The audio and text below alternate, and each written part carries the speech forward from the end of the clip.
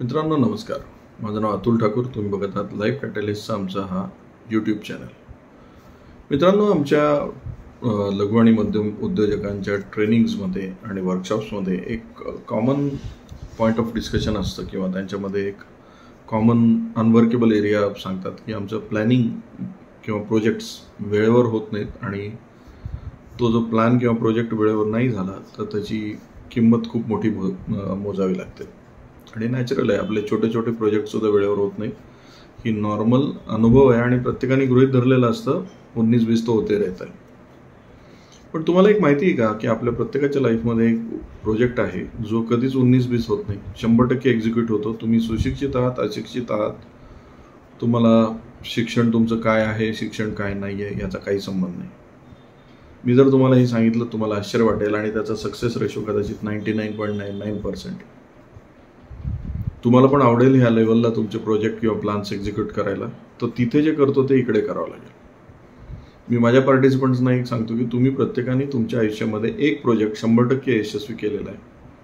जो तुम्ही ज्या पद्धतीने केला तो तुम्ही पद्धत इकडे वापरत नाही, हा प्रॉब्लेम आहे. आणि मी त्यांना नेहमी उदाहरण देतो ते लग्नाचं असतं. तुम्ही बघा लग्नाचं उदाहरण, लग्न जर प्रोजेक्ट म्हणून जर उदाहरण म्हणून पाहिलं तर लग्न वेळेवर लागतं, सांगितलं त्याच दिवशी लागतं.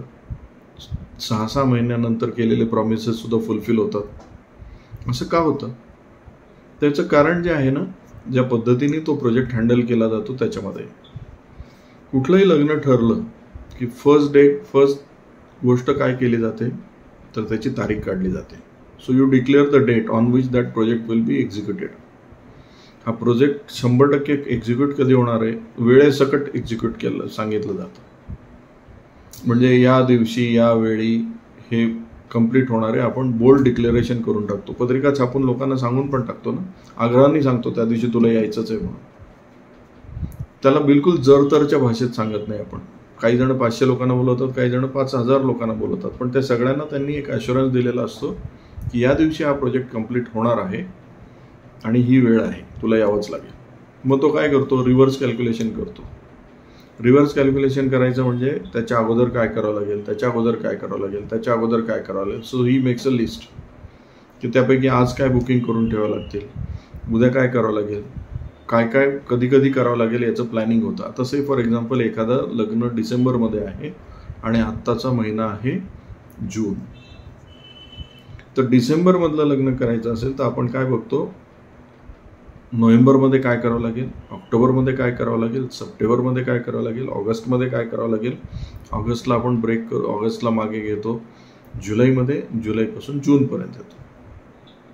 मग जून महिन्यात जे काय करायचं ते 4 आठवड्यामध्ये डिवाईड करतो, 4 आठवड्याच्या 7-7 दिवसात डिवाईड करतो आणि प्रत्येक दिवशी काय करायचं हे लिहून काढतो आणि तेवढंच काम करतो.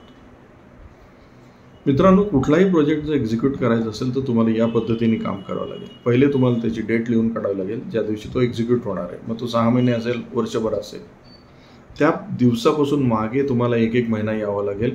प्रत्येक महिन्यात त्या प्रोजेक्टचं काय काय कंप्लीट करावं लागेल जर त्या दिवशी ते करायचं असेल. मग आत्ताचा जो महिना आहे त्याला डिवाईड करावं लागेल आठवड्यामध्ये, आठवड्याला डिवाईड करावं लागेल दिवसांमध्ये आणि दिवसाला डिवाईड करावं लागेल तासांमध्ये. तुम्ही त्या दिवशी जे काही ठरलं ते काम जर कंप्लीट झालं तर तुम्ही समजू शकता तुमचा टास्क कंप्लीट झाला. मी माझ्याच उदाहरणावरून सांगतो. माझ्या मुलीचं लग्न आहे नोव्हेंबरमध्ये. तर आम्ही या पद्धतीने बॅक कॅल्क्युलेट करत करत आणलेलं आहे. त्यामध्ये या महिन्यामध्ये तिचे लग्नाचे कपडे सगळे खरेदी करणं हे या महिन्याचा टास्क होता, तो झाला. आम्ही निर्धास्त आहोत की बाकीचे सगळे जे काही या महिन्यात होते ते झालं. म्हणजे नोव्हेंबरमधलं लग्न इज ऑन टाईम होतं आहे. तो project execution is on time. मित्रांनो, प्रोजेक्ट फेल व्हायचं महत्त्वाचं कारण हेच तर आहे ना. आपण काय करतो, उलटं कॅल्क्युलेशन करतो. आज काय करायचं, उद्या काय करायचं, परवा काय करायचं, तेरवा काय करायचं. मग ती एक्झिक्युशनची डेट पुढे पुढे जात राहते कारण आपण त्याची एंड डेट लिहिलेली नसते.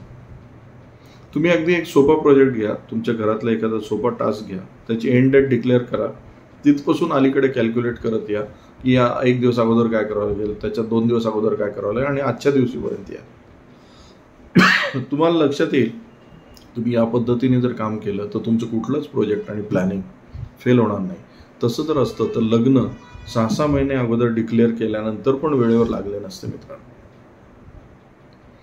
त्यामध्ये इतकं बोल्ड प्रॉमिस देऊ शकलं नसतं की लग्नाला एवढे लोक येणार, आम्ही तुम्हाला जेवायच्या वेळेला हे देऊ, तुम्हाला आम्ही वेळ ही पाळू, इतकं बोल्ड प्रॉमिसेस कुठल्याच ठिकाणी होत नाहीत ना जेवढं लग्नात होतं. आणि सुशिक्षित अशिक्षित अडाणी सगळे करतात. का बरं? कारण त्याचं कॅल्क्युलेशन अतिशय सायंटिफिक पद्धतीने उलटं झालेलं असतं. याच पद्धतीने आपल्याला प्रोजेक्ट मॅनेज करायचे, तुमचं कुठलंही प्लॅनिंग मॅनेज करायचं, 100% यश मिळणार मित्रांनो. हे करून बघा, अनुभव घेऊन बघा आणि मला कॉमेंट्समध्ये कळवायला विसरू नका. मित्रांनो, इथेच थांबूया. हा व्हिडिओ आवडला तर याला लाईक करा, शेअर करा, सबस्क्राईब करायला विसरू नका. नमस्कार.